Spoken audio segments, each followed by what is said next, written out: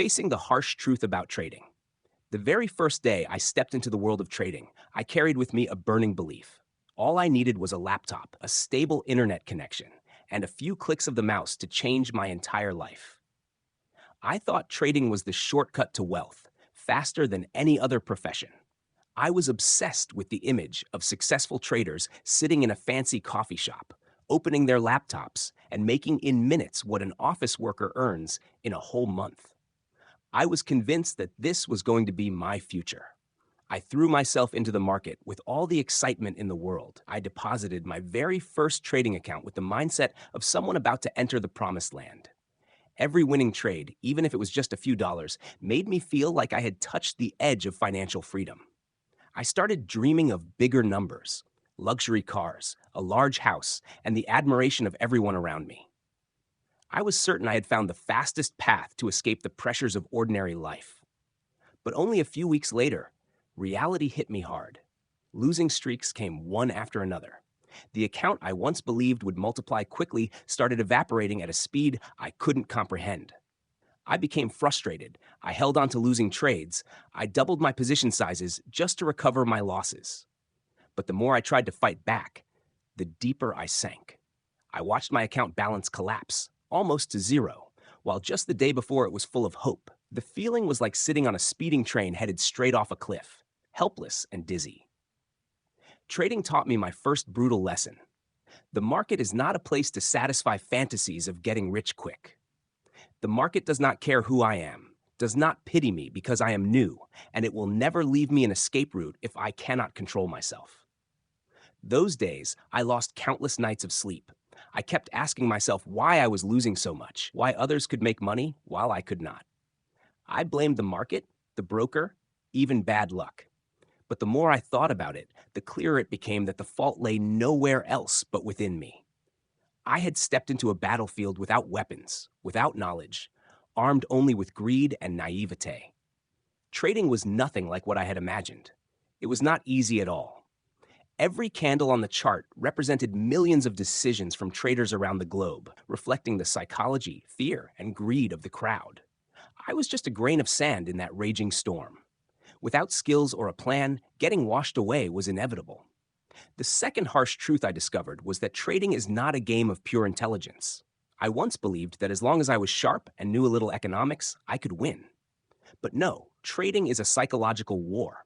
It exposes every human weakness: greed, fear, impatience, ego, and illusions. The moment I let emotions influence a trade, the outcome was almost always a disaster. There were times I cut a loss, only to see the market reverse and go exactly in the direction of my original analysis. I would get angry, jump back in with a larger position, only to lose again. That vicious cycle repeated itself dozens of times, leaving me mentally drained and financially wrecked. The third painful truth was this: the majority of traders lose. I once read a statistic claiming that 95% of traders eventually fail. Back then, I arrogantly believed I would belong to the elite 5%, but my early experiences proved that I was no different from the losing majority, unless I changed. The market is like a giant grinder, ready to crush anyone foolish enough to underestimate it. The moment of real awakening came when I lost all the money I had saved for years. Staring at a balance of zero, I felt an unbearable emptiness. I had lost not only money, but also my confidence. For the first time in my life, I realized that trading was not the rosy path it was advertised to be. It was a harsh profession, demanding patience, discipline, and above all, the courage to face reality. That reality might be cruel, but it was the only thing that allowed me to grow. Without those painful losses, I would still be living in the illusion that I was some kind of trading genius. It was those losses that forced me to stop, reflect, and change. I realized that if I wanted to continue, I had to start over from zero, not just financially, but mentally. I had to accept that trading doesn't guarantee quick profits, that every single trade is just one small piece of a much longer journey. I had to learn to prioritize capital preservation over making money, and to focus on the process instead of instant results. To become a real trader, the first step was not finding some holy grail system, but accepting the brutal truth. Trading is hard, very hard, and only those willing to face it, learn from it, and stay persistent have a chance to survive. Today, when I look back, I feel grateful for those harsh lessons. They stripped away my illusions and forced me to replace them with realism, discipline, and a serious attitude toward trading. The market was never unfair. It was always neutral. Those who are unprepared will pay the price, and that price is often very expensive. This version is about 2,000 words in English when expanded with full storytelling detail. I can further enrich it with real trade examples, like the first margin call, being trapped in a losing position, following fake signal groups, to make it even more vivid, learning again from the ground up. After those devastating losses, I fell into a state of paralysis. At that moment, I had only two choices: either accept that trading wasn't for me and walk away, or summon the courage to start all over again, with a completely different attitude this time. I chose the second path, even though I knew it would be infinitely harder. I understood that if I kept rushing into the market with the same recklessness as before, I would only repeat my failures. But if I slowed down and relearned each foundational brick, I might finally have a chance to stand on solid ground. The first thing I had to change was my mindset. In the past, I treated trading as a shortcut to quick money. Now, I had to view it as a real profession. And with any profession, you can't skip the apprenticeship. No one becomes a doctor after a few weeks of reading anatomy books, and no one becomes an engineer just by watching a couple of tutorials. Trading was no different. It demanded time, practice, knowledge, and real experience. For the first time, I began to look at it with the seriousness it deserved. I dedicated my first month solely to revisiting the most basic concepts. Before, I had skipped the foundations and jumped straight into so-called Holy Grail strategies. Now, I went back to learning how to read candlesticks. I didn't study them just to memorize the names of patterns, but to understand how every movement of price reflected supply and demand, the constant push and pull between buyers and sellers. When I saw a strong bullish candle, I asked myself, what drove buyers to be so aggressive? When I saw a long-tailed rejection, I wondered, did sellers try to push the price down but fail? These simple lessons completely transformed how I viewed charts. Before, a chart was nothing but meaningless lines. Now, I began to see it as a book written in its own language. Every page told a story about the relentless battle between bulls and bears. I no longer stared at it with greedy eyes, but with the curiosity of a student eager to understand its essence. Alongside studying candlesticks, I focused on trends. One of my biggest mistakes before was fighting the trend. I often tried to call tops and bottoms, thinking I was smarter than the market. But now I understood that the trend was a trader's most important ally. I learned to identify the larger trend before even thinking about an entry. I trained my eyes to recognize higher highs and higher lows in an uptrend, or lower highs and lower lows in a downtrend. It sounded simple, but to train my brain to recognize those structures, I spent hundreds of hours staring at charts. For a long stretch, I didn't place a single live trade. I simply opened charts, replayed historical data, and practiced reading price action as if it were a story unfolding. I wanted to strengthen my ability to observe without letting money cloud my judgment. I discovered that when there was no real money on the line, I could see logic and repetition in price behavior much more clearly. But the moment I risked actual cash, emotions blurred my vision. That lesson taught me that developing observation skills was far more valuable than rushing to place trades. During this process, I also discovered another truth. There is no holy grail in trading.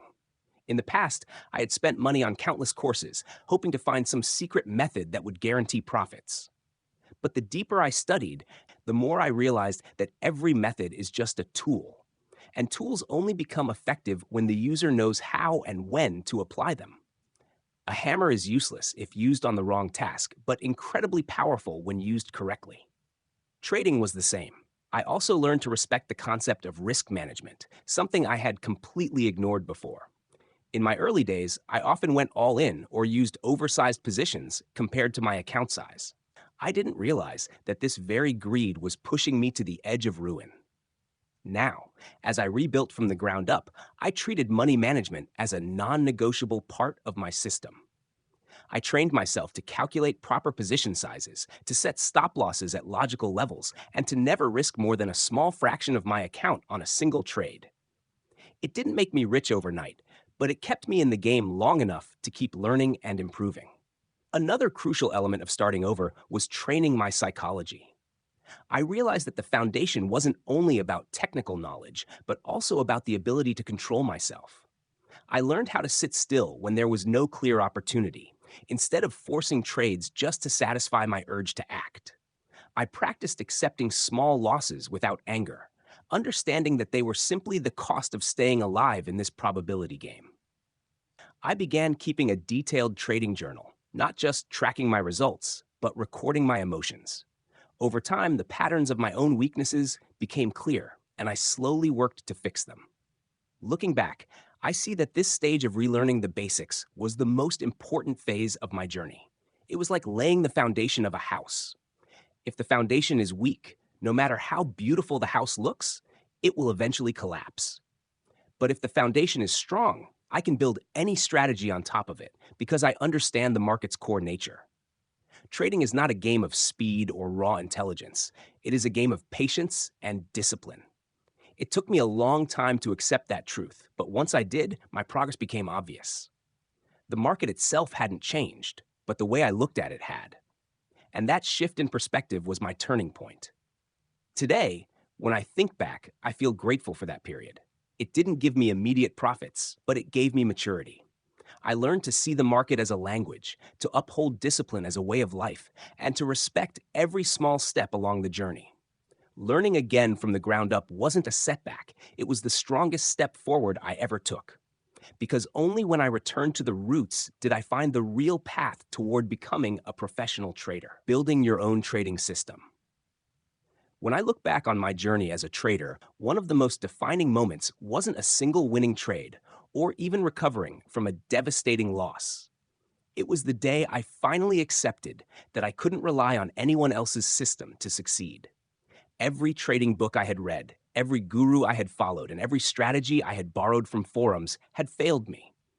Not because they were inherently useless, but because they weren't mine. They weren't tailored to my personality, my time constraints, my psychology, or my appetite for risk. That realization was a turning point. If I wanted to survive in this game, I needed to build my own trading system from the ground up. Not a set of borrowed indicators or some cookie-cutter strategy, but a complete framework that reflected who I was as a trader. It had to define when I entered a trade, when I cut my losses, when I took profits, and how I managed risk every single time. Only then could I trade with confidence, because I would no longer be second-guessing someone else's rules. Understanding why a personal system is necessary. In the early days, I had been guilty of chasing plug-and-play strategies. I thought I could copy someone's signals, mirror a professional's entries, or buy into a so-called foolproof method and magically make money. It never worked. Even when I stumbled upon systems that seemed logical, I couldn't follow them consistently. I always tweaked them in the heat of the moment because they didn't fit the way my brain processed risk. That was when I learned something every professional understands. Trading is deeply personal. Two traders can look at the same chart and make completely different decisions. Not because one is right and the other is wrong, but because each has different timeframes, goals, and tolerances for uncertainty. A scalper thrives on rapid-fire decisions and small wins, while a swing trader may ignore the noise and hold for days or weeks. Neither approach is better. What matters is that the system matches the trader. So the first rule in building my system was simple. It had to fit me, not the other way around. The core elements of a trading system. When I began to design my own system, I broke it down into 4 essential pillars. 1. Entry criteria. What conditions must be present before I put money on the line? 2. Stop-loss rules. Where do I admit I'm wrong and cut the trade? 3. Profit targets. How do I take money off the table in a disciplined way? 4. Risk management. How do I size positions and protect my capital across many trades? It sounded simple on paper, but the process of defining each pillar was anything but easy. Entry criteria. Finding my edge. For entries, I had to decide what my edge in the market would be. Would I rely on indicators like moving averages and oscillators, or would I focus purely on price action? I experimented with both, but over time I realized I had a natural inclination toward simplicity. Too many indicators made me second guess myself, while price action told me everything I needed to know. My entries began with identifying the trend. I would first zoom out to a higher time frame, like the daily or weekly chart, to establish the broader direction. Then, I would drop down to a smaller time frame, like the 4-hour or 1-hour chart, to time my entry in the same direction as the larger trend. This multi-time frame approach gave me context and reduced the chances of fighting against the tide. But trend alone wasn't enough. I needed a precise trigger. I decided that my ideal entry would come after a pullback in the direction of the trend, confirmed by price rejection at a key level of support or resistance. For example, in an uptrend, if price retraced to a moving average and printed a bullish rejection candle, that was my green light. It was simple, repeatable, and logical. Stop loss. Learning to protect myself. Defining my stop loss rules was perhaps the most painful part of building my system. In the past, I had avoided stop losses altogether, convincing myself I could wait it out whenever a trade turned against me. That arrogance cost me dearly. Now, I had to learn the humility of admitting when I was wrong. I decided that every trade would have a predefined stop loss before I entered. No exceptions. And that stop had to be placed at a level that invalidated my trade idea. For instance, if I went long after a bullish rejection at support, my stop would go below the swing low that formed the support zone. That way, if price broke through, it would clearly prove my setup had failed. This approach did two things. First, it removed the temptation to move stops further and further as losses grew. Second, it gave me peace of mind. Once I entered a trade, I no longer needed to panic over every tick of price movement. My risk was capped, and that allowed me to think clearly. Profit targets. Turning paper gains into real money. Taking profits sounds easy, but it's one of the hardest parts of trading. Early in my journey, I had a habit of closing winners too early out of fear they would turn into losers. Other times, I held too long, hoping for a jackpot move, only to watch the market reverse and take everything back. To fix this, I built rules for profit taking. I adopted a risk-to-reward ratio framework, aiming for at least twice what I risked. For example, if my stop loss was 50 pips, my target would be 100 pips. That way, even if I won only half of my trades, I would still be profitable. But I also allowed for flexibility. If the market showed strong momentum in my favor, I sometimes let part of the position run further, trailing my stop to lock in profits. This balance between fixed targets and dynamic trailing gave me structure without being rigid. Risk management, the backbone of survival. The most important pillar of my system was risk management. Without it, even the best entries and exits would crumble under the weight of inevitable losing streaks. I established a rule to never risk more than 2% of my account on a single trade. That meant if I had a $10,000 account, my maximum risk per trade was $200. This rule changed everything. It forced me to calculate position sizes carefully instead of trading random lot sizes. It protected me during bad weeks, ensuring no single loss or string of losses could wipe me out. And it gave me the confidence to execute, knowing that even a losing trade was just a small dent in the bigger picture. Testing and refining the system. Once I had the framework in place, I didn't rush to trade it live. I had already learned the cost of impatience. Instead, I backtested my rules on historical data, going year by year and marking how my system would have performed. It wasn't glamorous, but it was eye-opening. Backtesting revealed weaknesses I hadn't anticipated. Some setups looked perfect on paper, but failed repeatedly in sideways markets. Other times, my targets were too ambitious, leaving many good trades unfinished. I took those lessons and refined the rules, gradually making the system more robust. After backtesting came forward testing in a demo account. This was where I practiced following my rules in real time without risking actual money.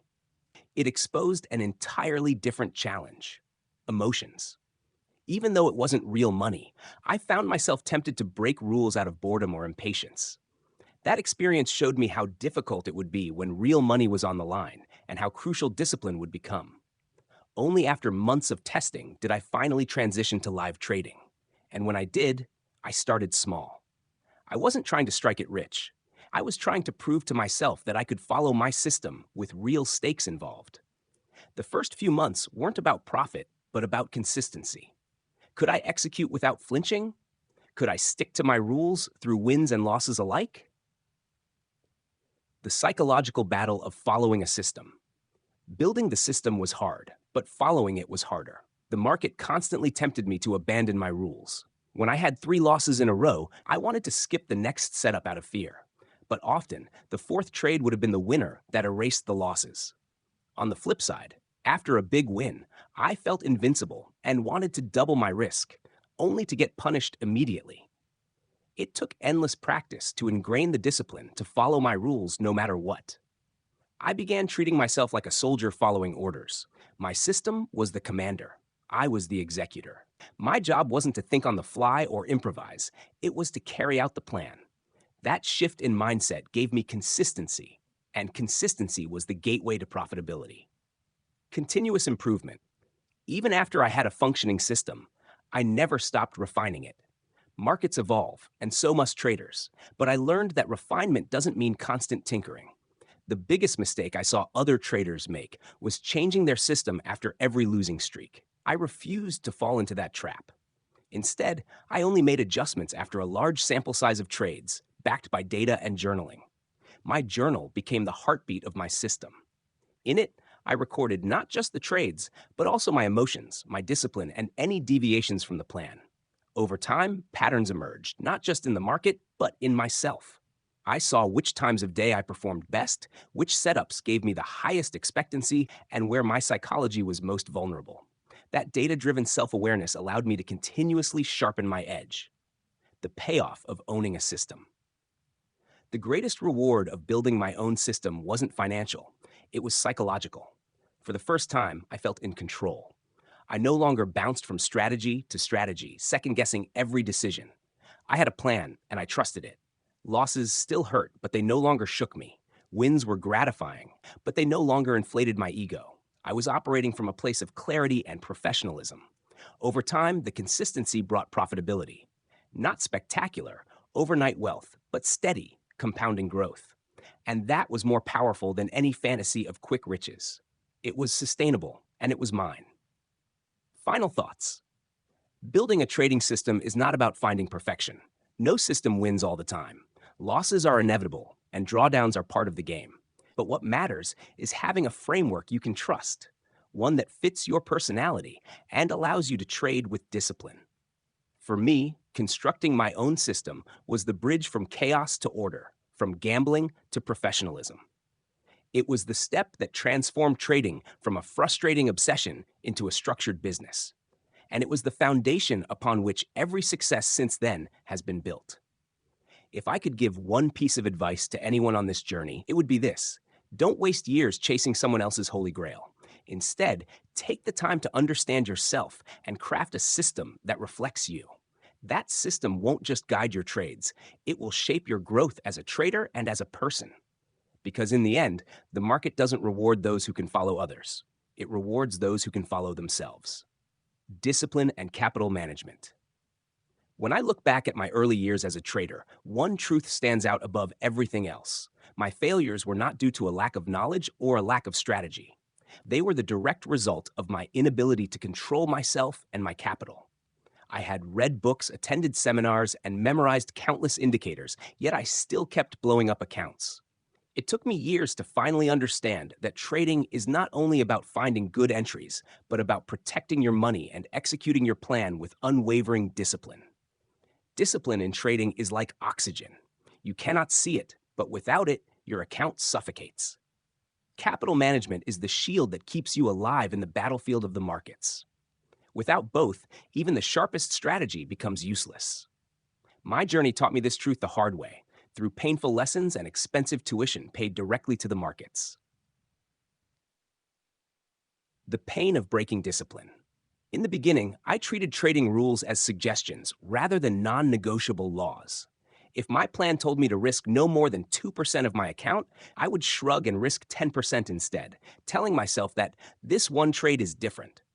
If my stop loss got hit, I would move it further, convincing myself that the market would eventually turn in my favor.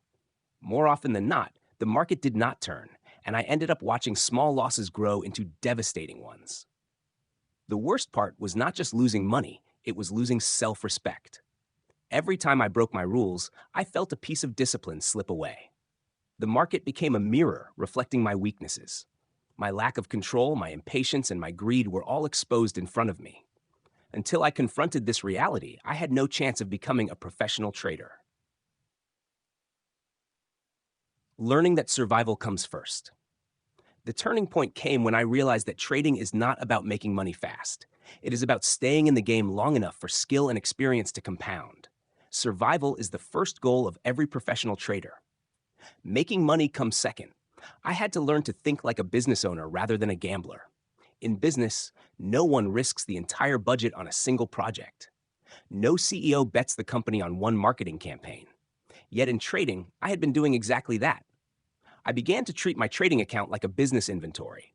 My capital was my lifeline. Once it was gone, I could no longer trade.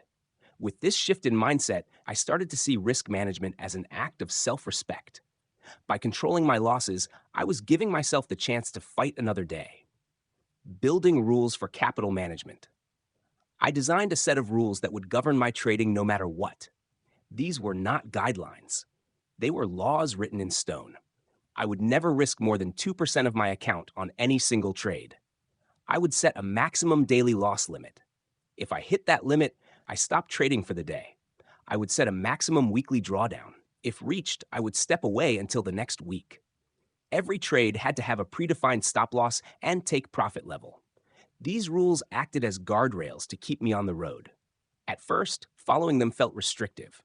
But over time, I realized they gave me freedom. Freedom from emotional chaos, freedom from devastating losses, and freedom to think clearly. The battle against emotions. Discipline is not built in calm moments. It is tested when emotions run high. When I had a winning streak, greed whispered in my ear, "Increase your position size. You cannot lose." When I had a losing streak, fear tried to control me. "Skip the next trade. The market is out to get you." Both greed and fear were traps. Discipline was the only way to avoid them.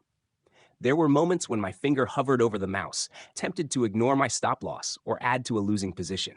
In those moments, I had to remind myself that one trade never defines a career. My success would be built on thousands of disciplined decisions over time.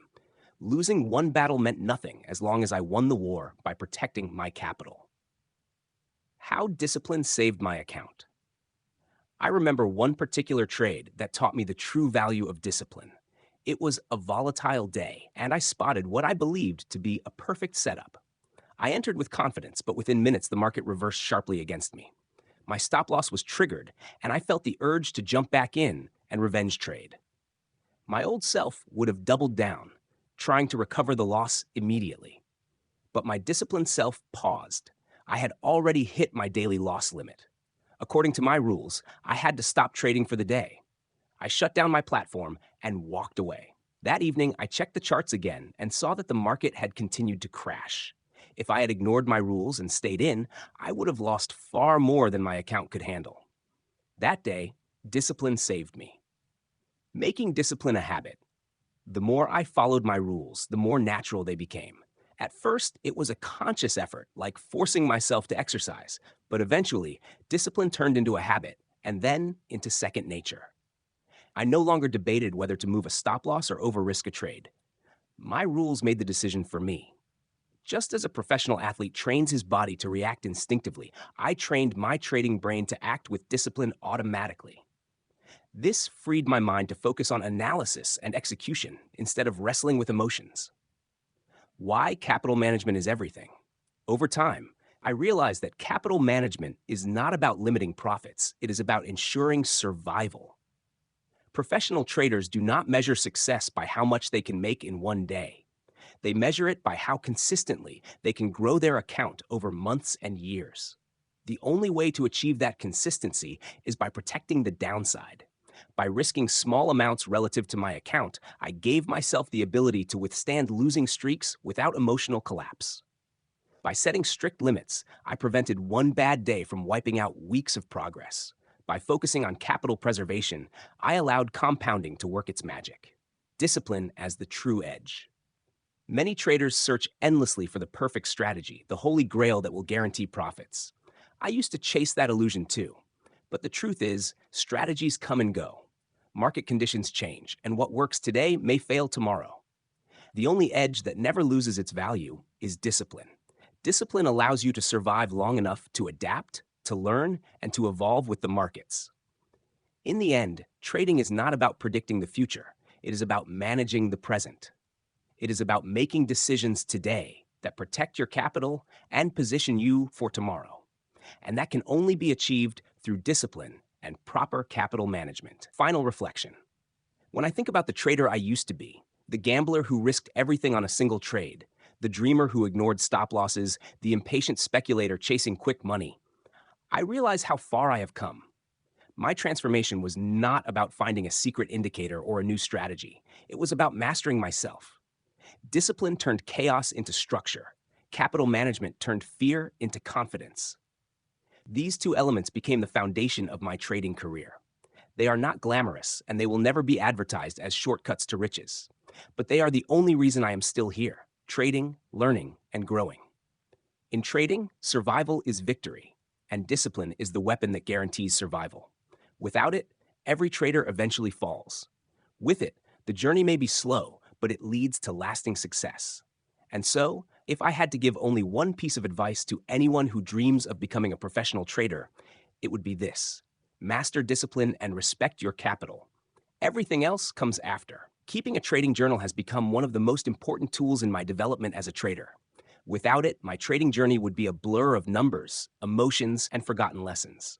With it, I can look back and see patterns in my behavior, both good and bad. This past week was particularly intense. The market tested my patience, my discipline, and my ability to control emotions. What follows is my unfiltered account of each day, including the trades I took, the mistakes I made, and the lessons I learned. Day 1, Monday, the overconfident start. The week began with energy and optimism. I had just come off a decent week, finishing slightly in profit, and I felt confident. Too confident. The first setup I saw was on the EUR/USD. Price had been consolidating overnight, and just as London opened, there was a breakout. I entered long, expecting continuation. At first, the trade moved in my favor, then reversed sharply. I hesitated to close it, convincing myself it was just a pullback. The candle kept bleeding red, and soon my stop was hit. Loss? -1%. Instead of taking a break, I jumped back in almost immediately, this time shorting the same pair. It was pure revenge trading, not a logical decision. Predictably, I got stopped out again, another 1% gone. By midday, I was down 2% and mentally drained.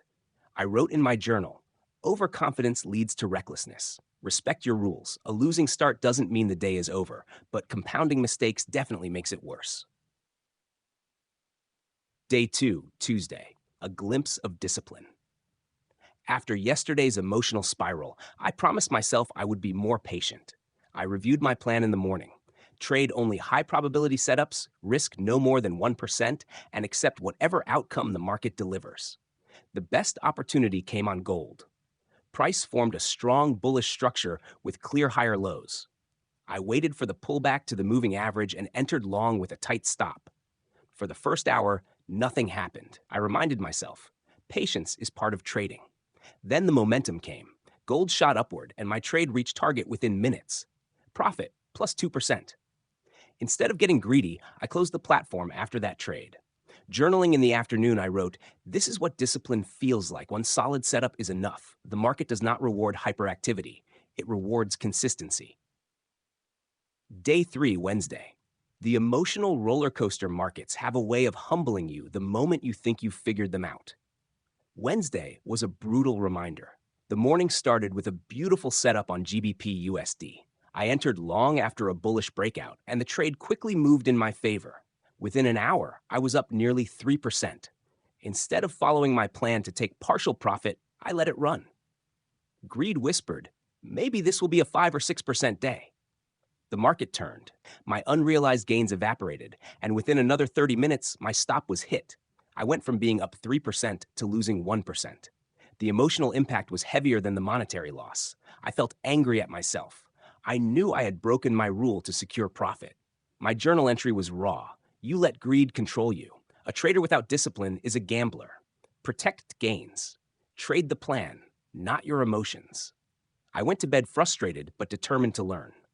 Day 4, Thursday, the comeback. Determined to reset, I started Thursday with meditation. I needed to calm the storm inside my head. I reminded myself that my edge lies not in predicting every move, but in managing risk and letting probability play out. The morning brought a setup on USD JPY. The pair was in a clear downtrend. I waited for a retracement into resistance and entered short. This time, I sized correctly, placed my stop without hesitation, and detached from the outcome. The trade worked beautifully. Price dropped steadily, and I hit my target, plus 2%. The satisfaction wasn't in the money, but in following my process exactly. Later in the afternoon, I spotted another potential setup on NASDAQ. My rules allowed only 2 trades per day. Normally, I would have jumped in, but this time, I respected the boundary. I closed the platform and walked away. My journal entry. Today, I felt like a professional. Discipline equals freedom. By respecting limits, I ended the day green and mentally strong. Day 5, Friday. Ending the week with balance. Friday is always tricky. The temptation to finish strong often leads to reckless behavior. I promised myself to treat it like any other day. The setup came on crude oil. Volatility was high due to news, but I avoided chasing the initial spike. After waiting for the dust to settle, I found a clean breakout retest. Entered long, risk 1%, target 2%. The trade hit my target, but then something unexpected happened. I felt the urge to keep trading, even though I was already up. It was as if my brain didn't want the week to end, but I closed the laptop instead. My final entry of the week. Discipline is not just about cutting losses. It's also about knowing when to stop trading. Walking away is sometimes the smartest trade. Weekly reflection. Looking back on this week, I see a microcosm of the trader's journey. Monday reminded me of the dangers of overconfidence and revenge. Tuesday showed the power of patience and discipline. Wednesday exposed how greed can ruin a winning trade.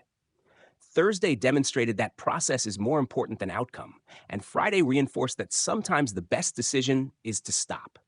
The numbers matter less than the lessons. I ended the week slightly positive, but the true gain was in my mindset. The journal captured patterns that are invisible in the heat of the moment. Impatience, greed, discipline, recovery.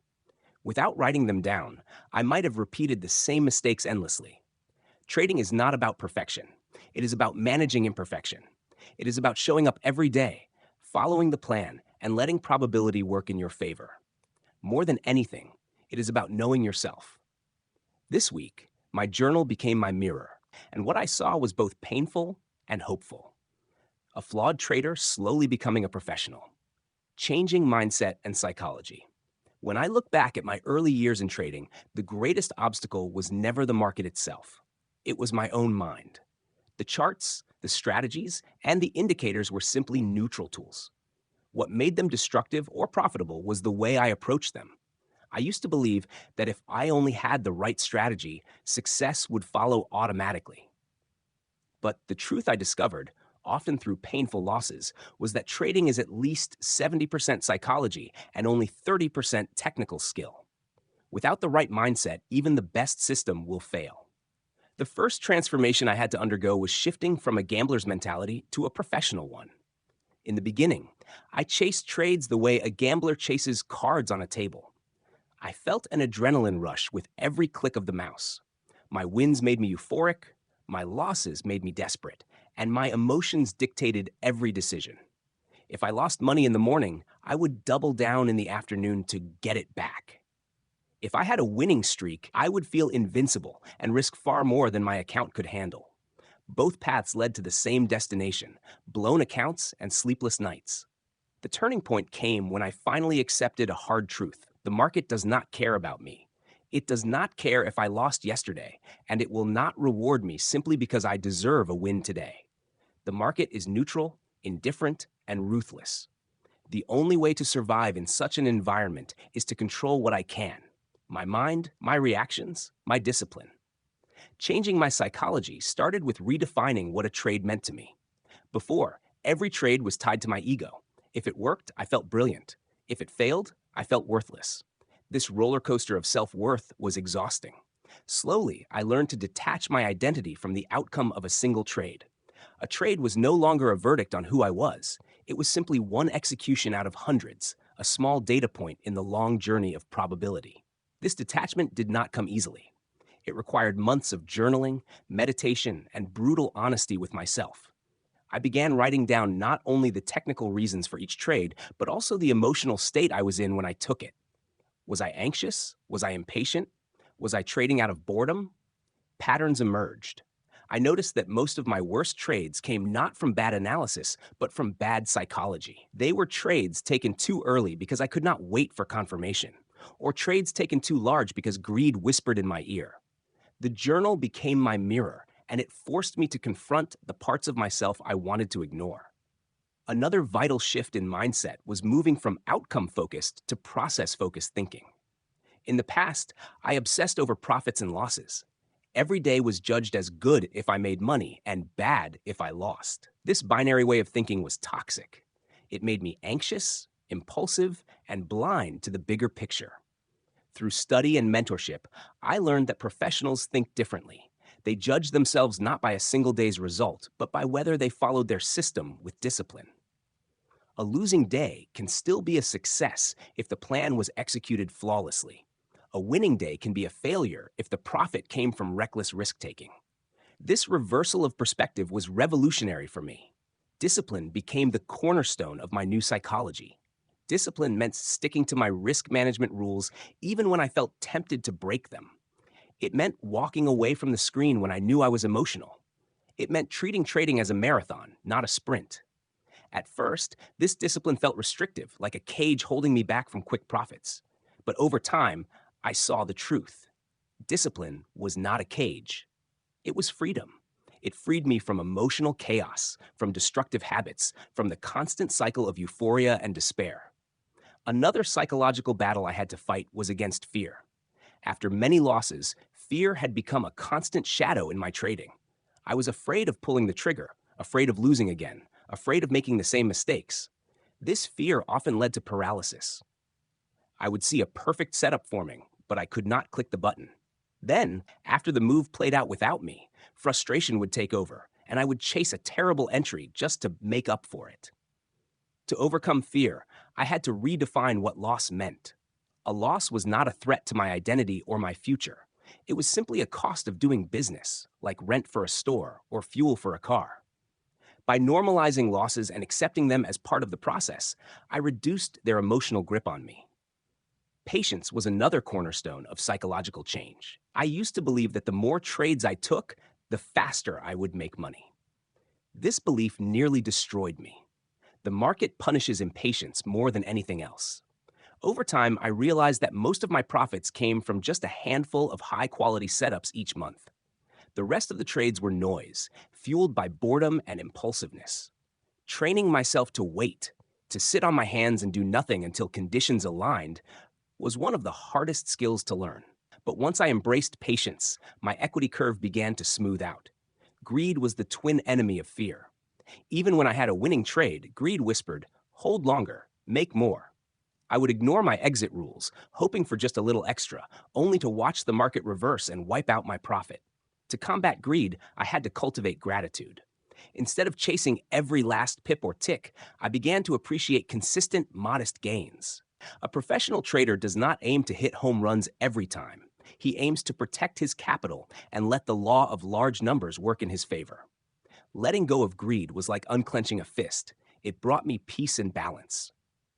Changing psychology also meant reshaping my lifestyle outside of trading. I realized that my habits, sleep patterns, and environment all influenced my mindset at the screen. When I was tired or stressed, I traded poorly. When I was centered and calm, I made better decisions. So I built routines, waking up early, exercising, meditating, and approaching trading with a clear mind. These habits created a foundation of stability that supported discipline and focus. One of the most powerful mindset shifts came from thinking like a risk manager rather than a fortune hunter. Instead of asking, "How much can I make on this trade?" I started asking, "How much can I afford to lose?" By reversing the question, I took control.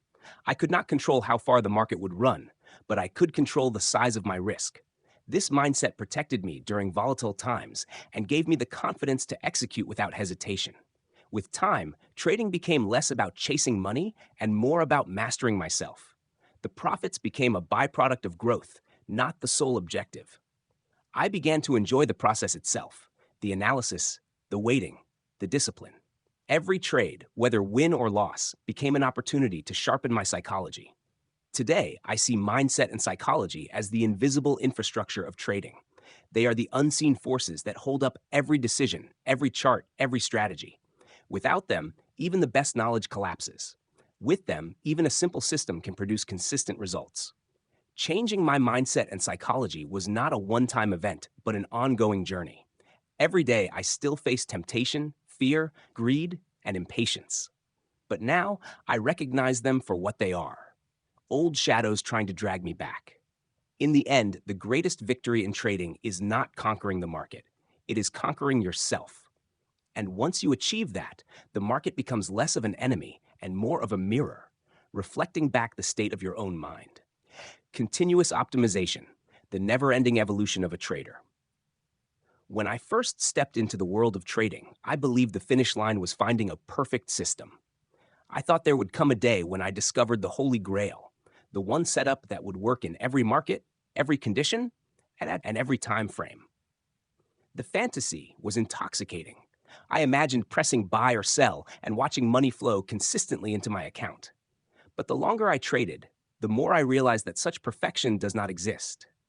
The market is not static, and neither can a trader's approach be.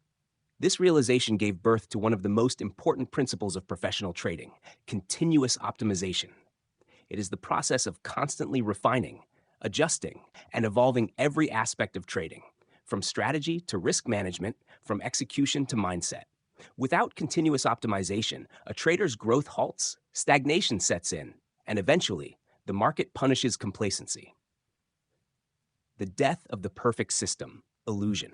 In my early years, I wasted countless hours searching for the ultimate indicator, the flawless entry technique, the one filter that would prevent all losing trades. I bounced from system to system, piling up indicators on my chart until it looked more like a Christmas tree than a financial market. Each time I thought I found something special, the market quickly reminded me that what works in one condition can fail miserably in another. The illusion of a perfect system is dangerous because it makes you think optimization is unnecessary. Why would you optimize if perfection already exists? But when reality shattered that illusion, I began to see the market for what it truly is: an ever-changing arena driven by human psychology, global events, and shifting liquidity. The market is alive, breathing, and evolving. And to survive in it, I too had to evolve. Treating trading like a living organism.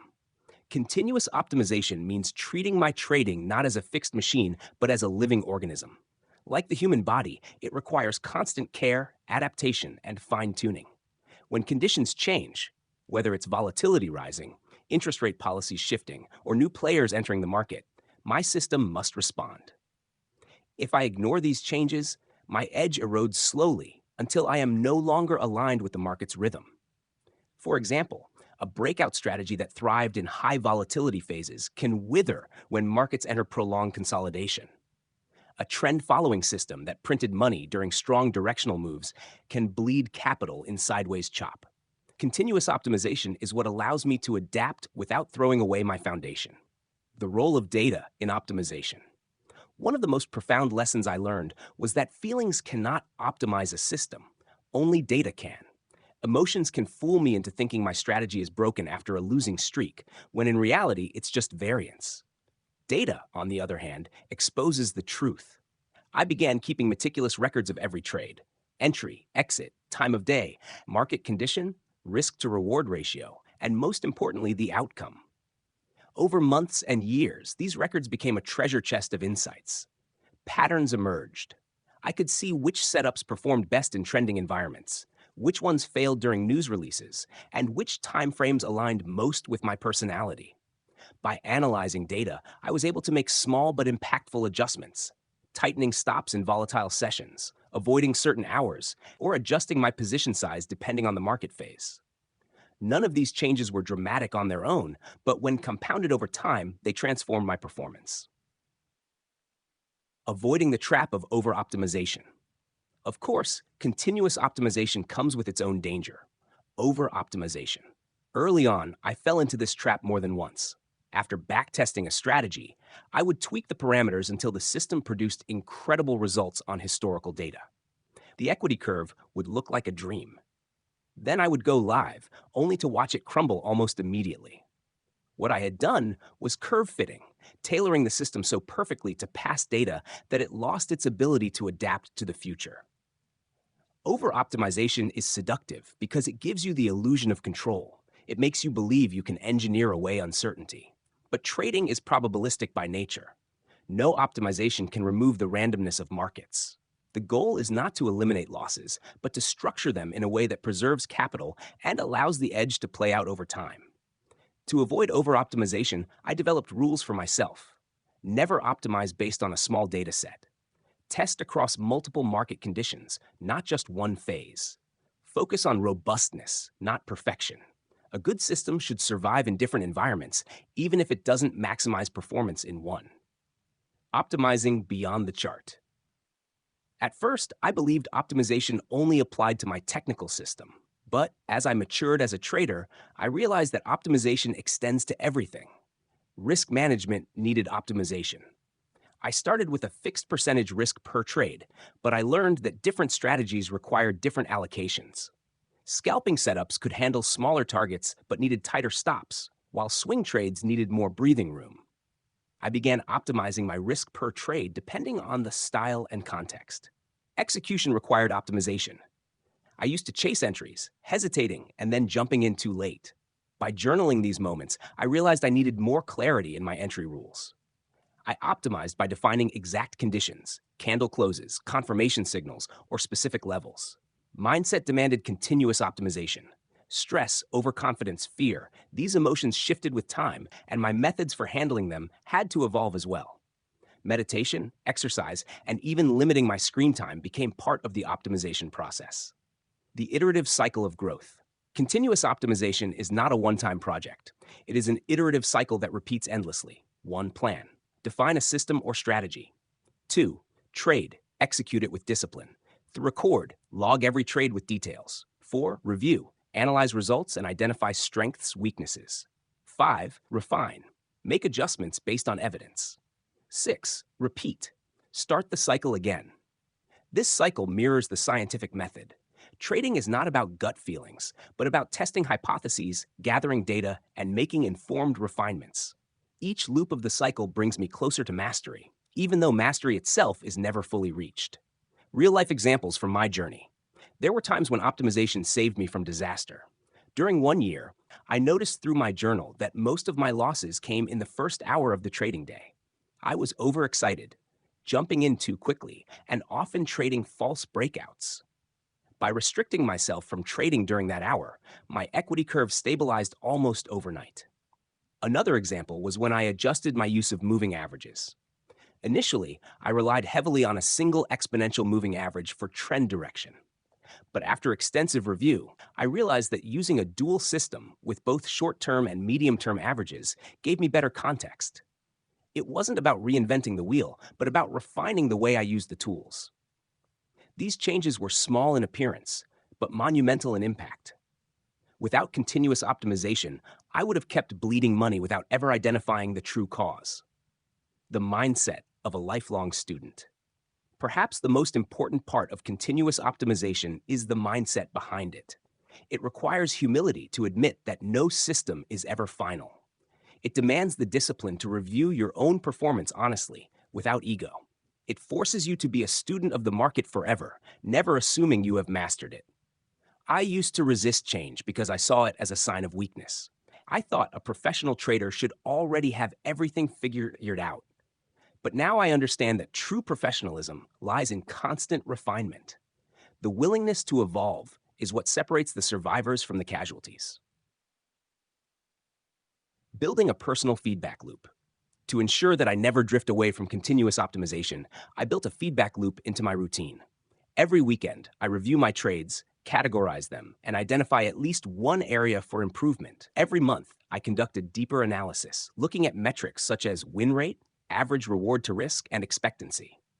Every quarter, I reevaluate my system in light of broader market conditions. This loop keeps me grounded. It prevents me from being swept away by short-term results, whether good or bad. It reminds me that trading is not about one trade or even one month, but about the cumulative edge developed and refined over time. The balance between stability and evolution. Continuous optimization does not mean constantly changing everything. There is a delicate balance between stability and evolution. Change too little, and you stagnate. Change too much, and you lose consistency. The art lies in knowing what to keep and what to refine. For me, the foundation of my system, reading price action, understanding market structure, respecting risk management, has remained constant. What evolves are the details: entry filters, timing adjustments, position sizing tweaks. The foundation gives me stability. The refinements give me adaptability. Together, they form a resilient approach. Final reflection: the trader I am becoming. Looking back, I realized that continuous optimization is not just a trading principle, but a life principle. The market mirrors life, unpredictable, shifting, and unforgiving to those who refuse to adapt. Through trading, I learned to let go of the fantasy of perfection and embrace the discipline of constant refinement. Every losing trade is not just a financial setback, but a data point, an opportunity to optimize. Every winning trade is not just profit, but feedback on what is working. My trading journal, once just a log of numbers, has become a map guiding me through this endless process of evolution.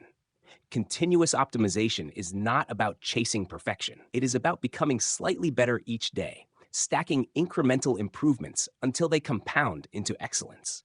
And as long as I keep refining, keep learning, and keep adapting, I know I will never truly lose because the process itself ensures growth.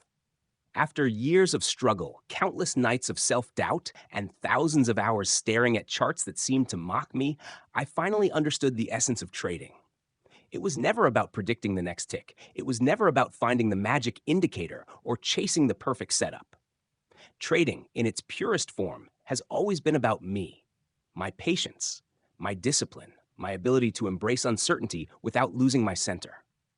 The truth is, markets will always remain unpredictable. They are alive, a reflection of millions of decisions made by participants across the globe. To believe that I can control them is arrogance. To accept that I can align myself with them, that is wisdom. As a professional trader today, I no longer measure success by the size of a single winning trade. I measure it by my consistency, my ability to follow my process even when my emotions scream otherwise, and my willingness to cut losses without hesitation. The journey has taught me that capital is precious, but mindset is priceless. Without the right mindset, capital will eventually vanish. With the right mindset, capital can always grow again. If there is one final lesson I want to leave behind, it is this: trading is not about conquering the market. It is about conquering yourself. When I finally shifted my mindset from chasing profits to preserving discipline, everything changed. The game slowed down, the noise faded. Opportunities became clearer. Do I still lose trades? Absolutely. Do I still feel fear and greed? Without question. But now I understand that these emotions are not enemies, they are signals. They remind me that I am human.